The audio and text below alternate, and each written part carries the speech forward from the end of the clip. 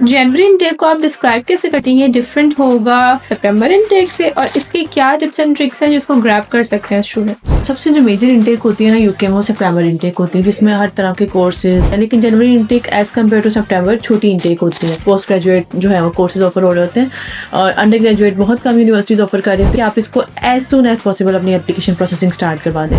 जितना जल्दी आप इसका एप्लीकेशन प्रोसेस स्टार्ट करवाएंगे उतना जल्दी आप कैश तक जाएंगे, और जितना जल्दी आप कैश तक जाएंगे अपना वीज़ा आप जल्दी सिक्योर कर सकते हैं। जो सबसे मेजर ट्रिक है ना वो ये है स्टूडेंट के लिए कि वो अपना रेलिवेंट कोर्स स्टूडेंट्स ने वो हेल्थ केयर करके आए हैं, वो लॉ करके आ रहे हैं, वो हर स्टूडेंट जा रहे हैं मैनेजमेंट वाली साइड पे भी। मतलब कुछ के थोड़े इजी होते हैं, कुछ के कैश फील्ड भी होते हैं, कुछ के लाइव इंटरव्यूज होते हैं, लेकिन इंटरव्यू फीस का है। इंटरव्यू तो आप कोशिश करें कि स्टूडेंट यहाँ से 50% अपनी फीस पे करके जाए। रश होता है वैसे में भी, फिर आपका प्रोसेस डिले में चला जाता है।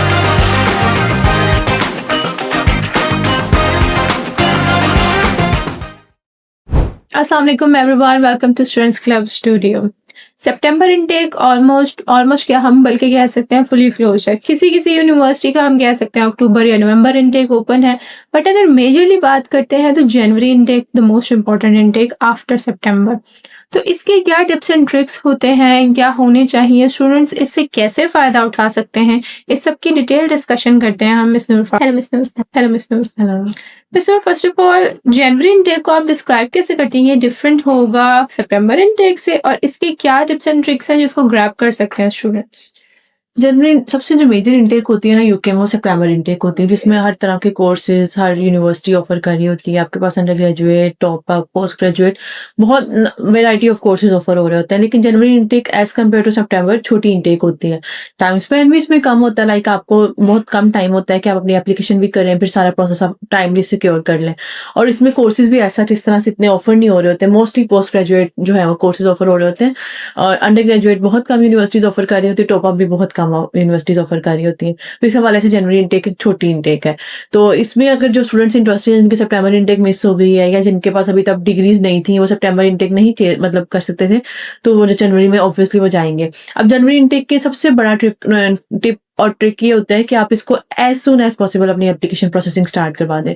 ऐसे स्टूडेंट जिनका विदाउट इंग्लिश लैंग्वेज टेस्ट है, वो तो डायरेक्ट उनको अनकंडीशनल आएगा, वो अपने इंटरव्यू की प्रिपरेशंस करें और उसके बाद अपनी जो है वो कैश की तरफ जाना स्टार्ट कर दें, क्योंकि अक्टूबर में जाके इसमें भी रश होना स्टार्ट हो जाता है, फिर एप्लीकेशन में आपका डिले आना स्टार्ट हो जाता है। जितना जल्दी आप इसका एप्लीकेशन प्रोसेस स्टार्ट करवाएंगे उतना जल्दी आप कैश तक जाएंगे, और जितना जल्दी आप कैश तक जाएंगे अपना वीज़ा आप जल्दी सिक्योर कर सकते हैं।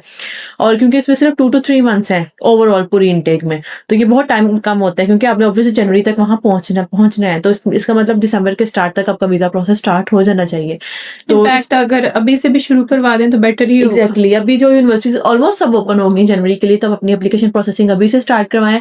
एमओई वाले स्टूडेंट्स को तो इसमें एक लिवरेज मिल जाती है कि उनको टेस्ट मतलब नहीं करना पड़ता, डायरेक्ट वो करते हैं। लेकिन जिन्होंने टेस्ट करना है वो तो बहुत उनको कंसर्न होना चाहिए कि फौरन से अपनी एप्लीकेशन करवाएं, COL लें और साथ ही अपना साइड बाय साइड अपना इंग्लिश लैंग्वेज टेस्ट जो है वो मतलब प्रिपेयर करते रहें। उसको as soon as possible book करवाएं ताकि UL की तरफ वो भी जल्दी से जा सके। फर्स्ट टिप एंड ट्रिक तो ये है। सेकेंडली जो हमने सितंबर इनटेक से चीज़ें देखी हैं, सीखी हैं, जो एम्बेसी इंटरव्यूज और ये चीज़ें हुई हैं, उसके बाद जो सबसे मेजर ट्रिक है ना वो ये है स्टूडेंट के लिए कि वो अपना रेलिवेंट कोर्स चूज करे। हम तो पहले भी खैर ये सजेस्ट करते हैं, लेकिन मोस्टली स्टूडेंट्स को भी शायद अब ये चीज़ें समझ आना शुरू हो गई हैं कि आपके लिए जो है ना, जब आप अपने रेलिवेंट कोर्स में, क्योंकि लास्ट 1 year 2 years में ना बहुत सारे स्टूडेंट्स ने वटएवर वो हेल्थ केयर करके आए हैं, वो लॉ करके आ रहे हैं, वो हर स्टूडेंट जा रहे हैं मैनेजमेंट वाली साइड पे, बिजनेस वाली साइड पे। नो डाउट ये आपके लिए एक जो है जनरल कोर्सेज होते हैं, आप इनमें जा सकते हैं।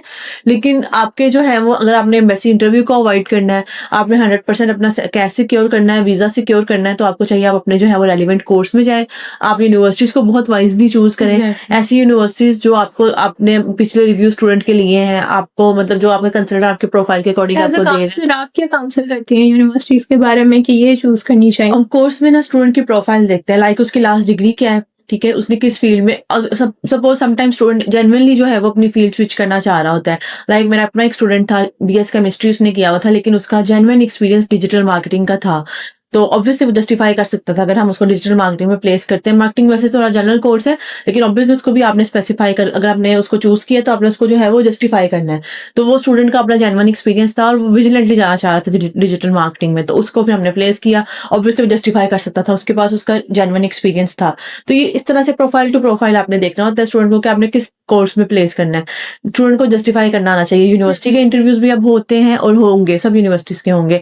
एम्बेसी भी अब तो खैर थोड़ा कम हो जाएगी, लेकिन इन केस मतलब क्या स्टूडेंट को मेंटली प्रिपेयर होना चाहिए। यूनिवर्सिटी के इंटरव्यू नहीं, यूनिवर्सिटी के इंटरव्यू नेसेसरी है। जो यूनिवर्सिटीज लास्ट इंटेक्स में नहीं भी ले रही थी, उनके इंटरव्यूज भी अब नेसेसरी हैं। मतलब कुछ के थोड़े इजी होते हैं, कुछ के कैश फील्ड भी होते हैं, कुछ के लाइव इंटरव्यूज होते हैं, लेकिन इंटरव्यूज होंगे। अब इंटरव्यू सब यूनिवर्सिटीज के होंगे, क्योंकि लास्ट कुछ इंटेक्स में स्टूडेंट्स ऐसे वहां चले गए हैं जिनको बिल्कुल कम्युनिकेट भी नहीं करना आ रहा, वो उनके लिए भी मुश्किल हो जाता है। थोड़ा सा यहाँ पे स्टूडेंट एफर्ट कर लेता है, उसके लिए वहां पे जाके फिर आसानियां हो जाती हैं कि उनको वहां जाके फिर उस तरह से मसले नहीं मतलब होते। उसके अलावा फीस का है, तो आप कोशिश करें कि स्टूडेंट यहाँ से 50% अपनी फीस पे करके जाए।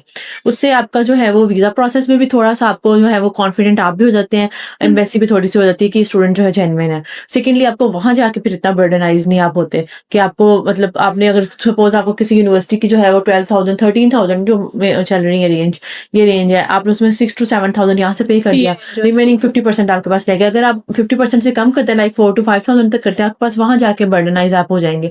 ऑब्वियसली आप एक दूसरे कंट्री में जा रहे हैं, आपने वहां जाके अपनी स्टडीज पे फोकस करना है, तो फिर आपके लिए वहां जाके थोड़ा सा फीस मैनेज करना मुश्किल हो जाता है। तो बेहतर होता है आप यहाँ से थोड़ी सी अपनी जो है एटलीस्ट 50% जो है वो सिक्योर करके अपना डिपॉजिट इनिशियल करवा के जाए, ताकि वहां जाके जो है वो आपको इश्यू ना हो, और आपका वीजा प्रोसेस में भी जो है वो मोस्ट प्रोबेबली जो है वो फिर वीजा के चांसेस बहुत अच्छे हो जाते हैं, 100% तक चले जाते हैं।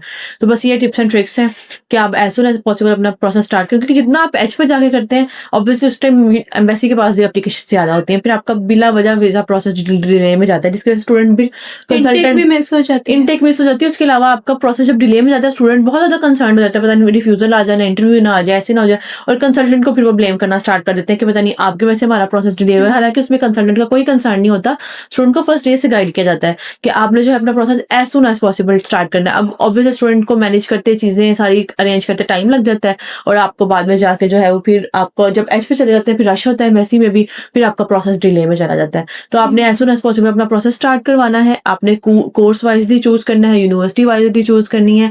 इनिशियल डिपॉजिट आपने एटलीस्ट 50% यहाँ से सिक्योर करके जाना है, तो आपको 100% जो है वो वीजा एम्बेसी इंशाल्लाह दे देगी। That is great. Well, thank you very much, Miss Noor, for joining us and इस बारे में बताने के लिए कि क्या tips and tricks हो सकती हैं जिससे ये intake grab हो सकती है। And thank you very much for viewing, because January intake बहुत important है, इसको as soon as possible आपको grab करना चाहिए without any hesitation or delay. So thank you very much for viewing again. Allah Hafiz.